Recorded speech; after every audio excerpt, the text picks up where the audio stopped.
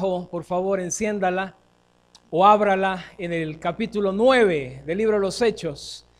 Y si el Señor le da fuerzas todavía para ponerse de pie, queremos leer la palabra puestos de pie en el libro de los Hechos, en el capítulo 9. Vamos a leer esta porción de la Escritura entendiendo que lo que leemos es la palabra de Dios y que no hay nada que nos haga temblar y estar expectantes si no es la palabra del Señor. Capítulo 9, Lucas ya ha escrito lo que ha sucedido con la iglesia siendo testigo en Jerusalén, en Judea, y en el capítulo 8 leíamos cómo la iglesia estaba siendo testigo en Samaria. Capítulo 9 dice así: Saulo, respirando aún amenazas y muerte contra los discípulos del Señor, vino al sumo sacerdote y le pidió cartas para las sinagogas de Damasco, a fin de que si hallase algunos hombres o mujeres de este camino, los trajese presos a Jerusalén. Mas yendo por el camino, aconteció que al llegar cerca de Damasco, repentinamente le rodeó un resplandor de luz del cielo, y cayendo en tierra, oyó una voz que le decía, lo leemos juntos: Saulo, Saulo, ¿por qué me persigues? Saulo dijo: ¿quién eres, Señor? Y le dijo: yo soy Jesús, a quien tú persigues. Dura cosa te es dar coces contra el aguijón. Saulo, temblando y temeroso, dijo: Señor, ¿qué quieres que yo haga? Y el Señor le dijo: levántate y entra en la ciudad, y se te dirá lo que debes hacer. Y los hombres que iban con Saulo se pararon atónitos, oyendo a la verdad la voz, mas sin ver a nadie. Entonces Saulo se levantó de tierra, y abriendo los ojos no veía a nadie. Así que llevándole por la mano le metieron en Damasco, donde estuvo 3 días sin ver, y no comió ni bebió. Había entonces en Damasco un discípulo llamado Ananías, quien el Señor dijo en visión: Ananías. Y él respondió, leemos juntos: heme aquí, Señor. Y el Señor le dijo: levántate y ve a la calle que se llama Derecha, y busca en casa de Judas a uno llamado Saulo. ¿Me perdí? 11 al final, Tarso, porque aquí él ora. Y ha visto en visión a un varón llamado Ananías, que entra y le pone las manos encima para que recobre la vista. Entonces Ananías respondió: oh, Señor, leámoslo juntos: Señor, he oído de muchos acerca de este hombre, cuántos males ha hecho a tus santos en Jerusalén, y aún aquí tiene autoridad de los principales sacerdotes para prender a todos los que le invocan tu nombre. El Señor le dijo: ve, porque instrumento escogido me es este para llevar mi nombre en presencia de los gentiles, de reyes y de los hijos de Israel, porque yo le mostraré cuánto le es necesario padecer por mi nombre. Fue entonces Ananías y entró en la casa, y poniendo sobre él las manos dijo: hermano Saulo, el Señor Jesús, que se te apareció en el camino por donde venías, me ha enviado para que recibas la vista y sea lleno del Espíritu Santo. Y al momento le cayeron de los ojos como escamas, y recibió al instante la vista, y levantándose fue bautizado. Y habiendo tomado alimento, recobró fuerzas. Y estuvo Saulo por algunos días con los discípulos que estaban en Damasco. Enseguida predicaba a Cristo en las sinagogas, diciendo que éste era el Hijo de Dios. Y todos los que le oían estaban atónitos y decían: ¿no es este el que asolaba en Jerusalén a los que invocaban este nombre? Y a ese vino acá para llevarlos presos ante los principales sacerdotes. Pero Saulo, terminamos 22 juntos, pero Saulo mucho más se esforzaba y confundía a los judíos que moraban en Damasco, demostrando que Jesús era el Cristo. Señor, bendice tu palabra. Esta mañana, como el profeta decía, tu palabra que es un martillo que golpea, tu palabra que es espada, Señor, que pueda esta mañana atraernos y que pueda hablarnos, que tu Espíritu Santo pueda colocar esta palabra en nuestro corazón. Ayúdanos, Señor, a acercarnos a tu palabra con temor. En el nombre de Jesús, amén. Pueden sentarse, hermanos. Bueno, Lucas ha escrito ya y ha recorrido un buen tramo de la iglesia. Y al llegar al capítulo 9, queridos hermanos, se abre uno de las etapas o de los momentos más preciosos en el libro de los Hechos. Porque Lucas va a hablar ahora de Saulo, quien se va a convertir en Pablo, quien va a llevar el evangelio hasta lo último. Lucas ya explicó a Teófilo, para que la fe de Teófilo creciera espiritualmente. Lucas le ha explicado a Teófilo cómo la iglesia cristiana comenzó, cómo la iglesia cristiana predicó el evangelio en Jerusalén, en Judea y en Samaria. El domingo anterior el pastor Amílcar nos hablaba de cómo Felipe fue sensible al Espíritu Santo y Felipe le predicó en Samaria un tremendo ministerio. Lucas, al llegar al capítulo 9, querido hermano, Lucas nos ha dicho cómo el evangelio ha sido predicado en Jerusalén, en Judea y en Samaria. Pero ahora Lucas va a hablar de cómo el evangelio va a ser predicado entre los gentiles, entre las naciones que no tenían la promesa del pueblo de Dios. Cómo el evangelio va a correr, aunque sus siervos, aunque los misioneros los metan preso y estén presos, la palabra de Dios va a correr y va a llegar hasta lo último de la tierra. Y por esa palabra que corrió en aquellos días, queridos hermanos, usted y yo hemos sido alcanzados por la palabra del evangelio. Usted y yo hemos sido alcanzados por la palabra de verdad.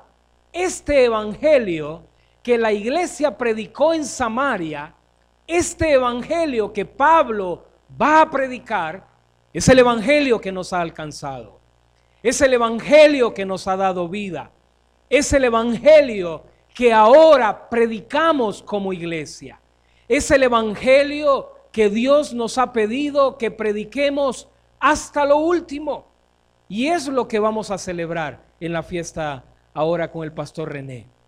Es lo que vamos a recordar, que la única razón de ser iglesia, mire, aunque está bonito reunirse, aunque está chévere tomarse un sorbetito el día domingo, aunque está re chévere encontrarse y comer juntos, el propósito principal de ser iglesia es predicar el evangelio, llevar el evangelio hasta lo último. La razón de ser de la iglesia, la esencia de la iglesia es predicar el evangelio para que todos se conviertan al Señor. Lucas ha dicho ya en el capítulo 9 que había un joven llamado Saulo que autorizó que Esteban fuera asesinado. Cuando uno termina de leer el capítulo 9 del libro de los Hechos, uno se da cuenta cómo el evangelio sufre ante personas como Saulo que se oponían a que el evangelio fuera predicado. Esteban fue apedreado a los pies de un joven que se llamaba Saulo.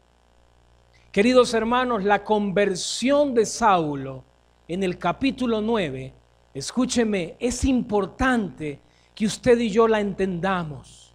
¿Qué significó para Pablo convertirse al Señor? ¿Qué es lo que yo aprendo de la conversión de Saulo en el capítulo 9? Vivimos tiempos, queridos hermanos, donde la iglesia evangélica parece ser que la razón de ser de la iglesia ahora es ser una iglesia mediática, es decir, una iglesia que aparece en los medios, que aparece en la televisión, que aparece en la radio, que su nombre, se puede imaginar, la NASA, aparece a todo color en los periódicos. Pero la razón de ser de la iglesia no es aparecer en los medios.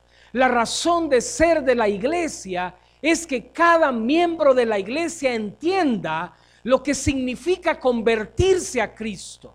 Y aquel día, querido hermano, cuando los pastores de esta iglesia estemos delante del Señor, con temor y temblor, tendremos que decirle al príncipe de los pastores: Señor, nos cercioramos, nos aseguramos que todos los miembros de la iglesia entendieron qué significaba convertirse a Jesús.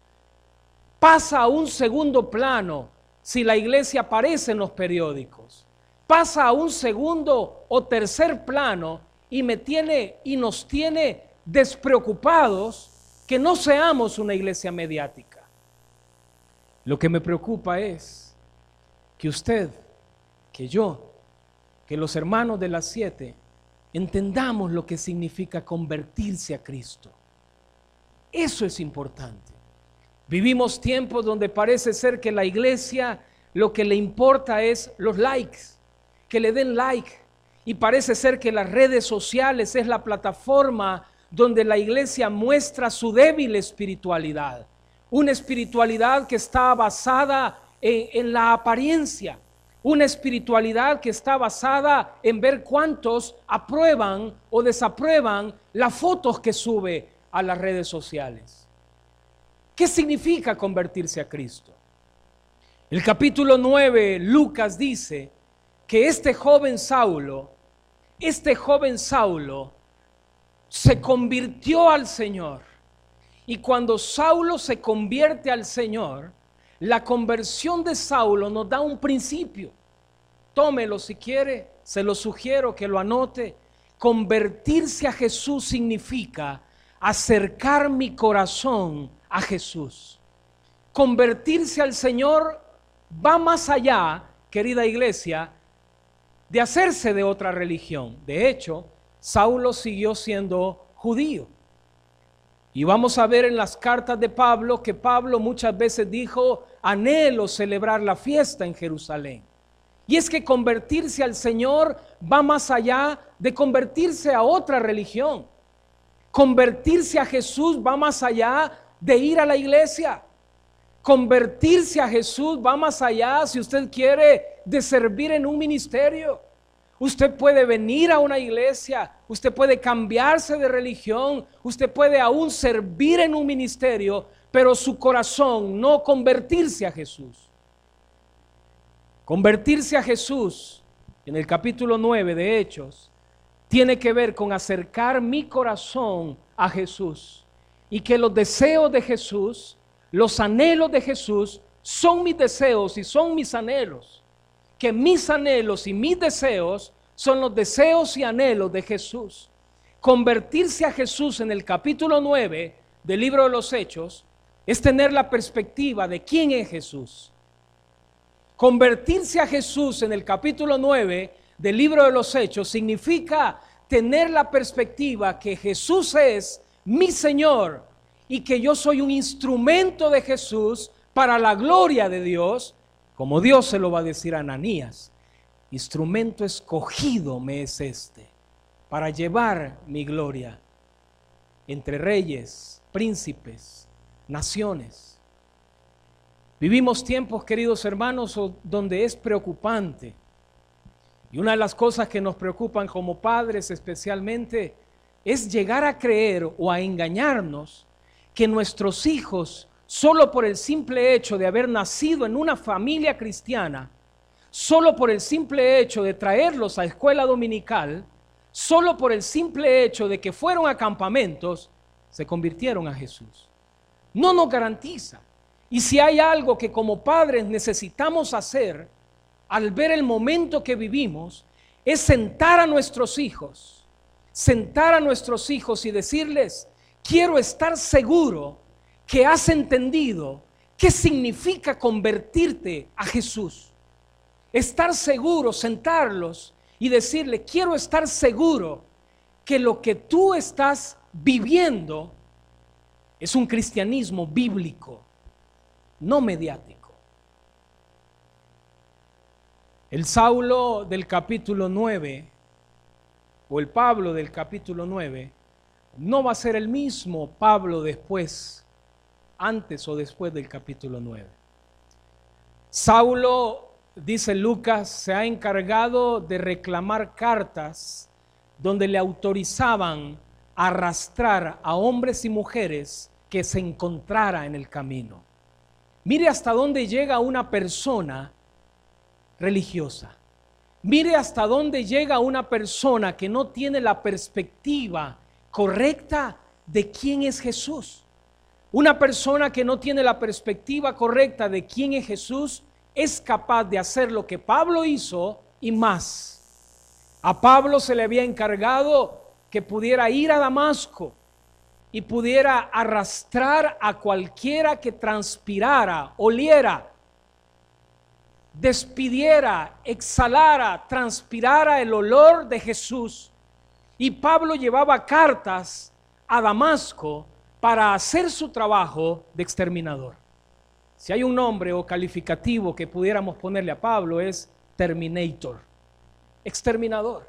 Cuando uno lee el capítulo 8 de lo que Saulo hacía, queridos hermanos, era un hombre despiadado. Era un hombre que no le importaba que los niños lloraran o las mujeres probablemente estuvieran embarazadas.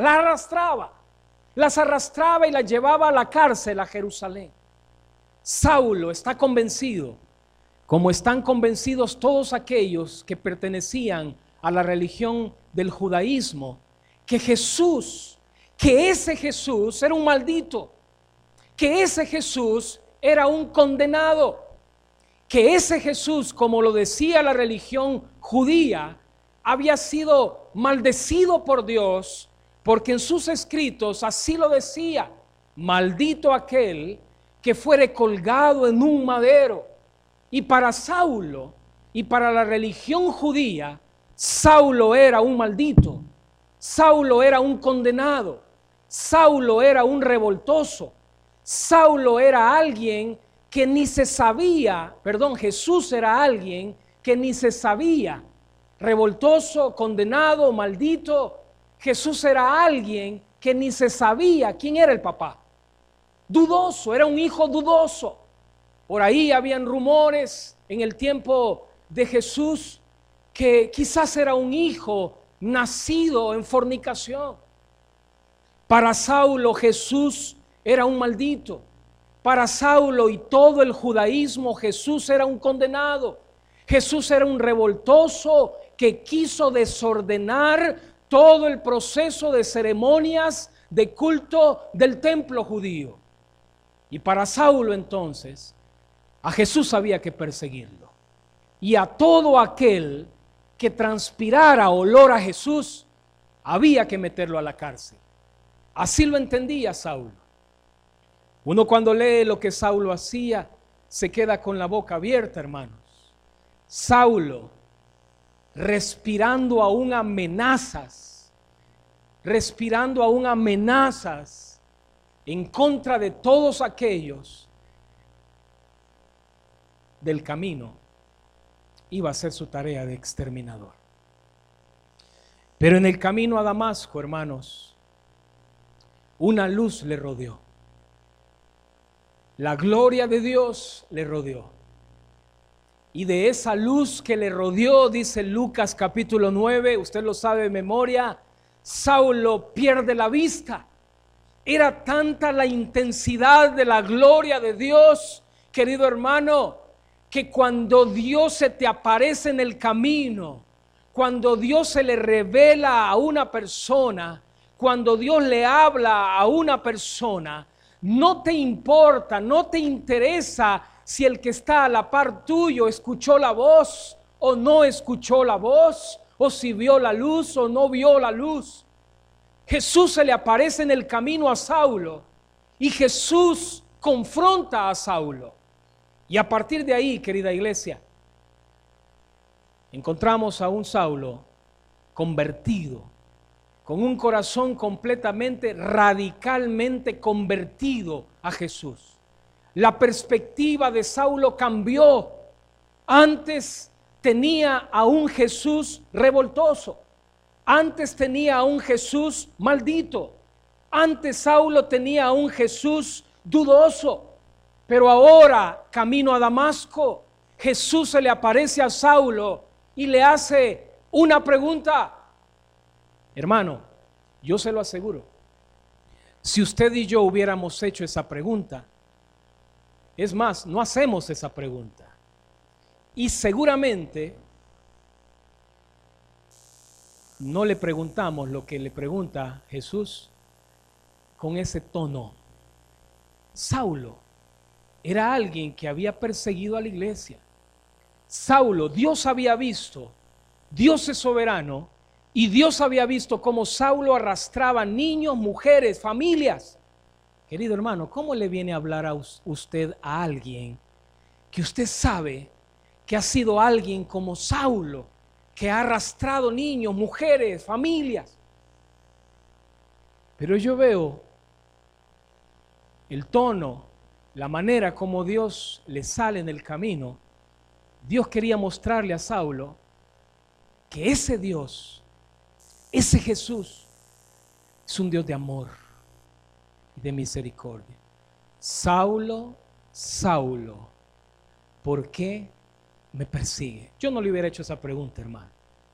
Yo no hubiera ido así ante Saulo. Jesús le dice: Saulo, Saulo, ¿por qué me persigues? Lo que Jesús le pregunta a Saulo es lo que probablemente el Señor Jesús a usted y a mí, en aquel momento donde hemos tenido un encuentro con Él, nos confronta. A partir de ese momento, Saulo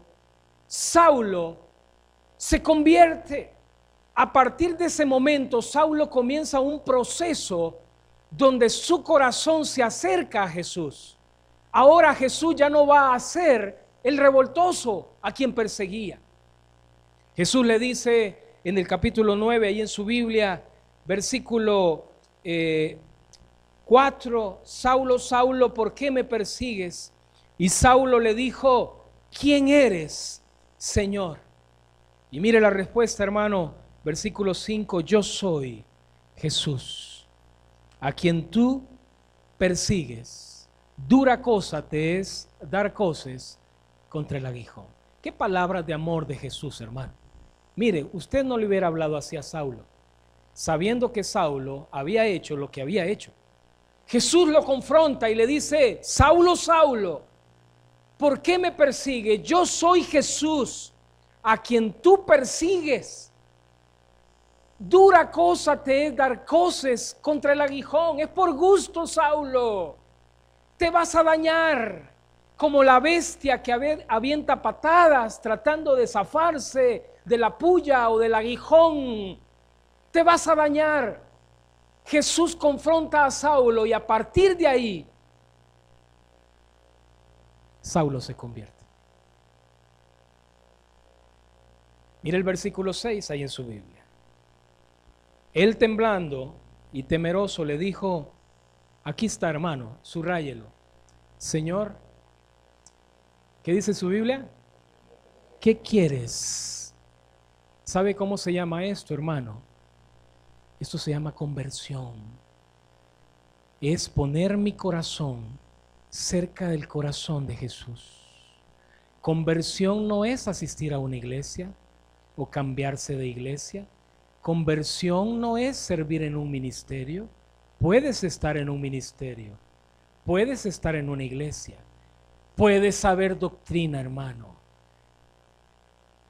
Como hay gente que dice, no, ahora ya entiendo qué significa el amilenarismo. Mire, antes no lo entendía. ¿Qué significa el premilenarismo? Y ahora, hermano, mire, ya entiendo esta doctrina. Puedes saber doctrina. Puedes estar en una iglesia. Puedes haber nacido en una familia cristiana. Puedes ser un servidor de ministerio y tu corazón no haberse convertido. Tu corazón estar lejos de Jesús. El deseo de Jesús no es tu deseo. El anhelo de Jesús no es tu anhelo. Vienes a una iglesia como cualquier religioso. Cantas como cualquier religioso. Sirves como cualquier religioso. Pero el corazón, cuando no está cerca de Jesús, no se ha convertido. Saulo se convirtió porque le dijo a Jesús: Señor, ¿qué quieres que haga? En otras palabras, en buen salvadoreño, Saulo le dijo: mi corazón es tuyo, Señor. Tus anhelos serán mis anhelos. Tus deseos serán mis deseos. Seré un instrumento tuyo. Como Dios se lo dice a Ananías: instrumento escogido me es este. Queridos hermanos, la conversión de Saulo nos enseña, y ojo los que estamos acá, la conversión de Saulo nos enseña que convertirse a Jesús es acercar nuestro corazón a Jesús, es tener la perspectiva correcta, los anhelos, los deseos de Jesús. ¿Qué quieres que haga, Señor? Mira, hermano, cuando le decimos cosas a Jesús, al Señor, tengamos cuidado. Seamos más cuidadosos cuando pronunciamos palabras. Te amo, Señor. Es que eres mi todo. ¿Sabe cómo se llama eso, querida iglesia? Eso se llama ser romántico. Y somos muy románticos en la vida cristiana. A veces cantamos, y ya lo hemos dicho con los hermanos que cantan acá, a veces cantamos cosas tan irreales, tan lejos. Eres mi todo, Jesús. Mi vida es tuya. Mentira, hermano. Es mentira. Saulo le dijo a Jesús, el día que Jesús le habló y lo confrontó y le dijo: Saulo, Saulo, ¿por qué me persigues? Saulo le dijo: ¿qué quieres que haga, Señor? Ciego, hermanos. Había quedado ciego por 3 días, dice la Escritura. Dice Lucas que de la mano tuvieron que llevarlo a la ciudad de Damasco y meterlo en casa de uno que se llamaba Judas. Ciego. ¿Qué es lo que había sucedido con Saulo? ¿Había aprendido una nueva doctrina? No. ¿Había comenzado a servir en un ministerio? No. ¿Se había cambiado de iglesia? No. Lo que había sucedido con Saulo es que tenía la perspectiva correcta, que ahora ese Jesús no era el revoltoso, no era el dudoso, no era el que se llamaba Mesías. Ahora ese Jesús, quien se le aparece camino a Damasco, como termina el último versículo que leímos, ¿se recuerda? Demostrando que Jesús era, a ver qué dice su Biblia, versículo 22, demostrando que Jesús era, ¿quién? El Cristo. Eso es conversión. Eso es convertirse a Jesús, demostrando que Jesús era el Cristo. Conversión no es cambiarse de iglesia. Ay, es que esta ya me aburrió. Así dice la gente hoy, hermano. A eso hemos llegado. Es que voy a buscar una que tenga esto, que sea más chévere. ¿Qué es convertirse a Jesús? ¿Qué quieres que haga, Señor? ¿Qué quieres que haga? Es acercar mi corazón a Jesús. Es tener la perspectiva, ¿quién es Jesús? Y alinear mi perspectiva a la perspectiva de Jesús. Por eso Jesús le va a decir a Ananías: bueno, deja, yo le demostraré a él cuánto le es necesario sufrir por mí. En otras palabras, yo tengo un trato con Saulo, con Pablo. Y así es Jesús, hermano. Tú, el día que Jesús te hable y escuches tu nombre, como Jesús habla a través de su palabra, tú y yo, cuando Jesús nos habla en la palabra, como le habla a Ananías, que muchas veces nos resistimos a lo que Jesús nos dice. Saulo respondió: ¿qué quieres que haga? Y la conversión de Saulo nos enseña que es acercar mi corazón a Jesús, convertirme en un instrumento de Jesús. Pablo lo va a decir más adelante: ya no vivo yo, Cristo vive en mí. Y lo que ahora lo vivo en la fe, lo vivo en el poder del Hijo de Dios. Pablo ahora entiende quién es Jesús. Pero hay un segundo personaje en el relato de Hechos 9, hermano. Si la conversión de Saulo nos invita a pensar que a mí no me garantiza que los dos varones que tengo hayan nacido, sean hijos de pastor y hayan nacido en una familia cristiana, no me garantiza para nada. Lo tengo clarísimo con mi esposa. Lo peor que nos puede ocurrir es que los hijos de pastor, habiendo nacido en una familia cristiana, sus padres hayan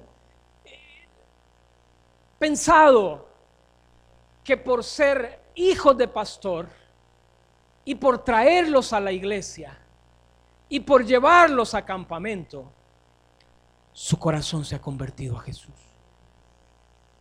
La conversión de Saulo nos enseña que convertirse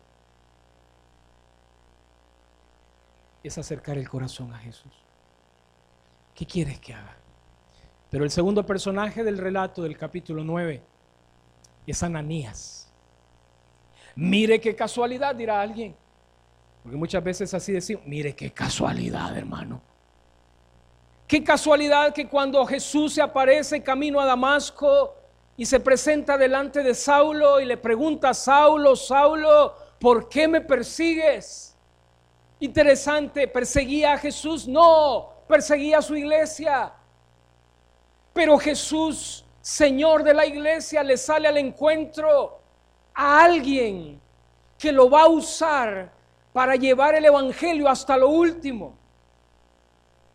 Y después de aparecerse en ese mismo momento, queda ciego. Es llevado a casa de un Judas, tal Judas. Y en ese mismo momento Dios le habla a Ananías, que sí conocía a Jesús.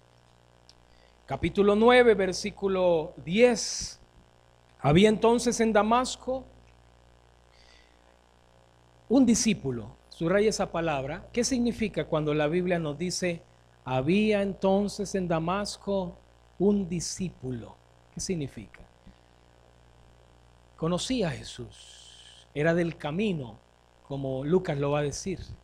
Se había convertido, si queremos usar el lenguaje. Su corazón había entendido quién era Jesús. Y dice Lucas que había en Damasco un discípulo llamado Ananías, a quien el Señor le dijo en visión: Ananías. ¿Y qué respondió Ananías? Heme aquí, Señor. Yo le pregunto a usted, hermano, hoy que estamos aprendiendo un poco más de Biblia, memorizando, en el Antiguo Testamento, dígame dos nombres de personas que respondieron de la misma manera cuando Dios les habló y ellos dijeron: heme aquí, Señor. ¿Quién? Samuel, y el otro, Isaías. Qué interesante, porque Ananías, un judío probablemente convertido a Jesús, escucha la voz de Dios, hermano. Dios le habla y él responde: heme aquí, Señor. Yo le pondría entre paréntesis: debo de tener cuidado de responder rápidamente al Señor, porque cuando Dios le va a pedir algo, Ananías se va a resistir a hacer lo que Dios le está pidiendo. Y de alguna manera Ananías va a sufrir dentro, como lo va a hacer Pedro en casa de Cornelio, va a sufrir también una conversión, si usted quiere, en sus corazones, de ajustarse a lo que Dios quiere que haga.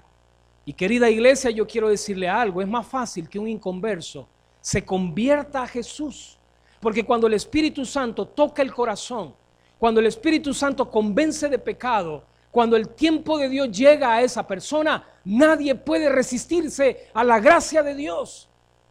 Y ese inconverso, ese pagano, ese perdido o ese hijo del diablo, si usted quiere, se convierte a Jesús. Pero que un creyente se ajuste a lo que Dios quiere que el creyente haga, ahí está más difícil, hermano. Si no, mire el que está a la par y mire para acá adelante. Qué difícil es que ahora que hemos sido convertidos a salvación, ahora cuando el Señor nos habla de ajustar nuestras vidas a los planes de Dios, nos resistimos. Por eso yo veo en la respuesta de Ananías una respuesta ligera. Y así somos muchas veces. Nos consagramos a Dios con facilidad. Le decimos a Dios: Señor, te amaré todos los días de mi vida. Señor, te serviré, llueva, truene o relampaguee. Ay, hermano, pero la realidad, al revisar la vida de esa persona que ligeramente, como dice la palabra, le promete a Dios: ay, hermano, en este ministerio que me han puesto, mucho sol me da. ¿No será que hay otra puerta donde me puedan poner a repartir estos papelitos que me ponen? Muchas veces lo que le decimos a Dios, como Ananías, es una respuesta muy ligera. Heme aquí, Señor. Bueno, ahí te va entonces, le dice el Señor, versículo 10. Versículo 11. Y el Señor le dijo: bueno, como me has dicho que heme aquí, Señor, ahí te va. Levántate y ve a la calle que se llama Derecha. Mire Lucas qué detallista es. Por si alguien está armando su viaje allá a Palestina, ahí está la calle, búsquela, se llama Derecha. Y busca en casa de Judas a uno llamado, y aquí viene el cortocircuito en Ananías, hermano. Busca a uno llamado Saulo. No cualquier Saulo. Porque Ananías de pronto hubiera dicho: bueno, Señor, me confundí. Yo busqué a Saulo. No, Saulo de Tarso. Y cuando Dios le habla a Ananías, aquí viene el cortocircuito en el corazón de Ananías de ajustarse a lo que Dios quiere que haga. Porque entonces Ananías sabía quién era, un tal llamado Saulo de Tarso. No era extraño para Ananías saber lo que Saulo de Tarso había hecho en Jerusalén y lo que Saulo de Tarso iba a venir a hacer a Damasco. Y hermano, aquí está un segundo principio.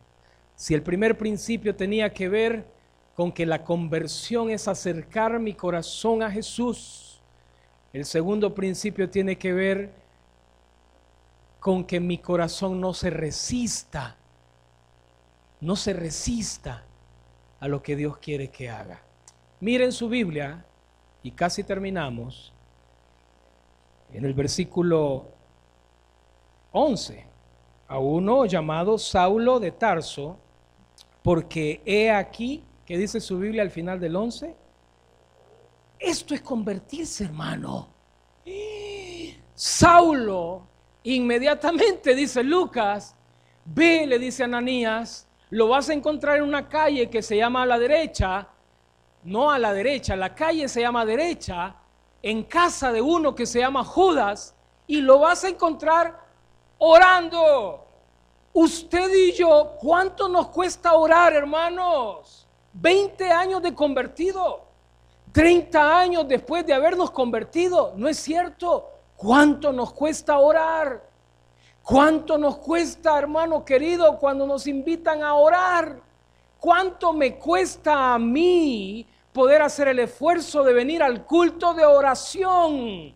¿Cuántos pretextos pongo delante del Señor con tal de no orar? Y Saulo, después que Jesús se aparece, Saulo, dice Lucas, ora. Esto es conversión. Saulo, ora. Saulo, ora, le dice Ananías. Saulo, ora. Y ha visto en visión a un varón llamado Ananías, que entra y le pone las manos encima para que recobre la vista. Versículo 13, aquí está el principio. Entonces Ananías respondió, bueno, y que no era este el que le había dicho, heme aquí, Señor. Mire lo que le dice versículo 13 en su Biblia. Señor, he oído de muchos acerca, y mire el calificativo, he oído de muchos acerca de este hombre.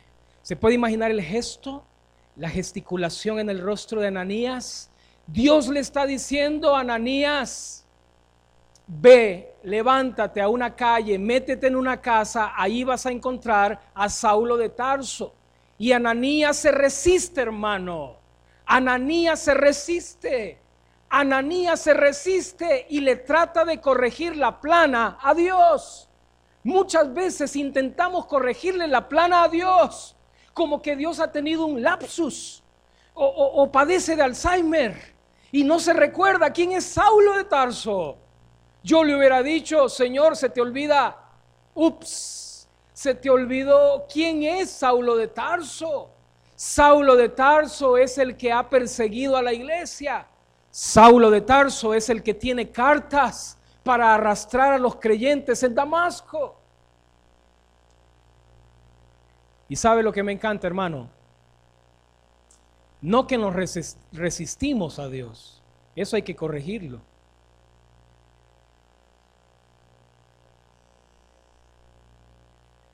De manera personal. Aquí el pastor que predique, quien sea, puede pegar alaridos y usted no decidir corregirlo. Es usted quien lo debe corregir y soy yo. ¿Qué tanto nos resistimos a lo que Dios nos dice? Pero lo que me encanta no es que Ananías se resista, no es que Ananías intente corregirle la plana a Dios. En el capítulo 9, versículo 15, el Señor le dijo, mire lo que dice su Biblia, ve, versículo 15, ve, porque instrumento escogido me es este.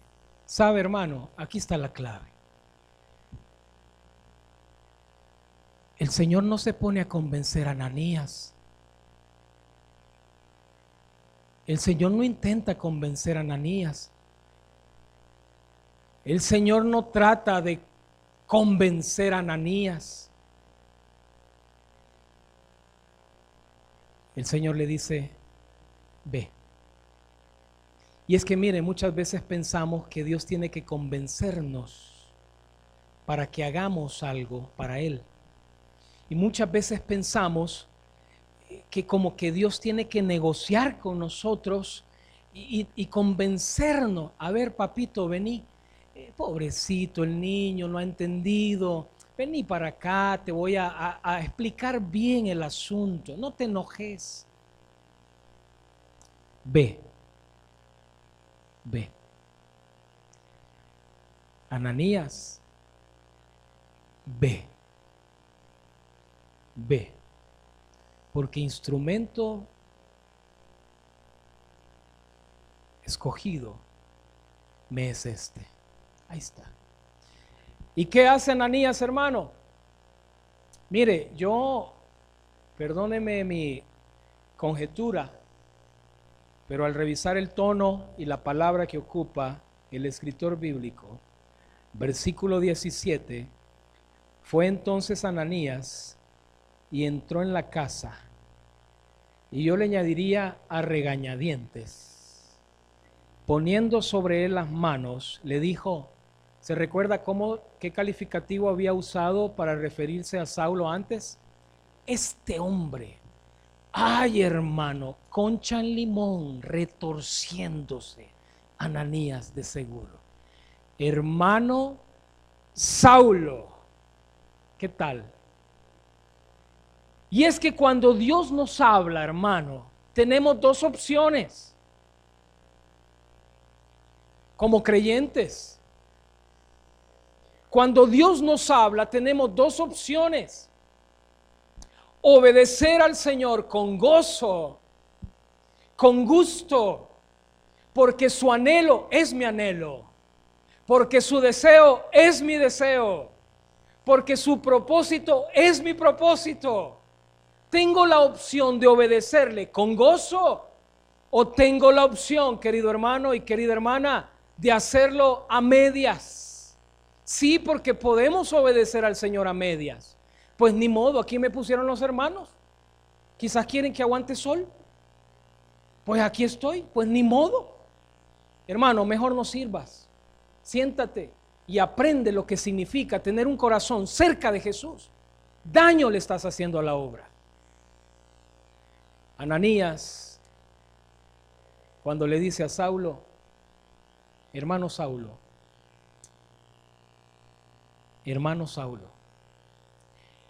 el Señor me ha enviado. Ahí está. ¿Y qué pues? ¿Y qué más se puede decir, hermano? El Señor me ha enviado. ¿Y para dónde pues, Panchito? ¿Para dónde, hermanos? Ve. El segundo principio que Hechos 9 nos enseña, el primero tenía que ver con convertirse, es acercar el corazón a Jesús. No es cambiarse de iglesia, saber doctrinas nuevas, cambiarse de religión, enlistarse en la membresía de una denominación. No, convertirse a Jesús es acercar el corazón al corazón de Jesús. Pero el segundo principio es que cuando Dios nos habla, podemos resistirnos y no obedecer, y resistirnos, entristecer el corazón de Dios. Pero el creyente que ha entendido, que se ha convertido a Jesús, cuando Dios le habla en la palabra,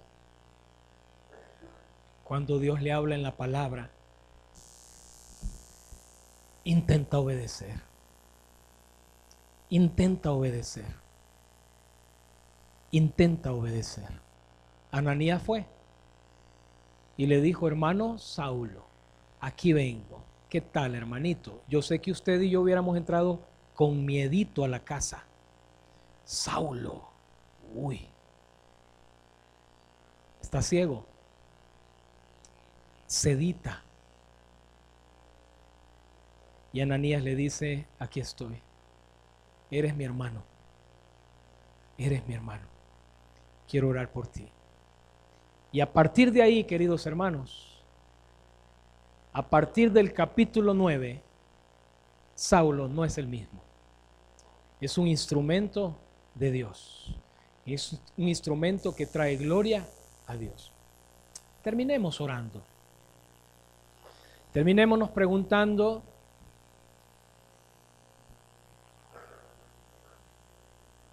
terminémonos cuestionando,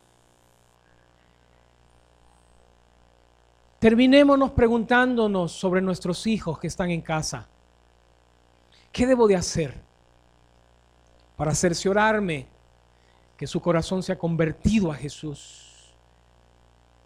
Y no va a ser el próximo o la próxima o el próximo patán, charlatán religioso. Cuestionémonos esta mañana. ¿Qué significa convertirse a Jesús? ¿Qué es convertirse a Jesús? ¿Qué sucede cuando nos resistimos a la voz de Dios? ¿Qué pasa? ¿Cuáles son las consecuencias de resistirse a la voz de Dios? Padre, esta mañana queremos salir de este lugar